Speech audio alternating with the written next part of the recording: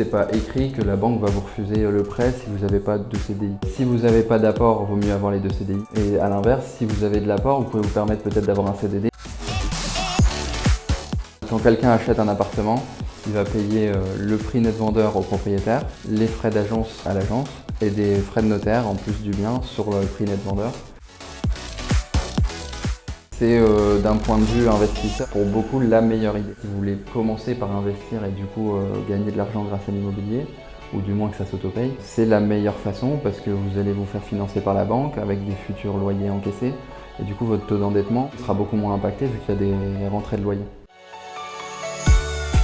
C'est un marché de vendeurs, c'est-à-dire que c'est eux qui choisissent un peu les prix. Dans le Vieux-Lille, on avoisine les 6 000 € du mètre carré, alors que dans certains quartiers, on va être beaucoup moins cher. L'année dernière, l'agglomération lilloise, on est sur la ville qui a pris le plus en France, 8% au total. Je pense que c'est vraiment question de préférence. Dans le neuf, on va avoir des avantages plutôt au niveau des frais de notaire, 3%. On va avoir 10 ans de garantie décennale, des fois des exonérations de taxes foncières. Tandis que dans l'ancien, on va avoir des frais de notaire un peu plus élevés. Par contre, des prix d'achat un peu moins élevés. Après, on a par contre beaucoup plus de cachets. Vous arrivez pour visiter, il faut être prêt à dégainer les contrats de travail, les avis d'impôt, la simulation bancaire. Aujourd'hui, il y a tellement d'acheteurs que s'il y en a 2 qui mettent le prix, on va choisir le meilleur dossier, comme un peu en location.